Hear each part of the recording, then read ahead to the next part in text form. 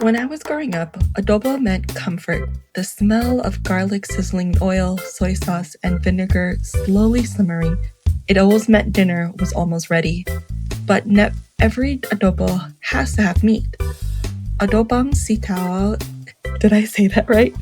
Anyway, is one of the most simple Filipino dishes that proves you don't need much to make something deeply satisfying.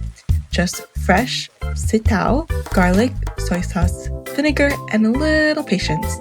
As it cooks, the beans soak up that tangy, savory adobo flavor, and somehow it tastes even better the next day.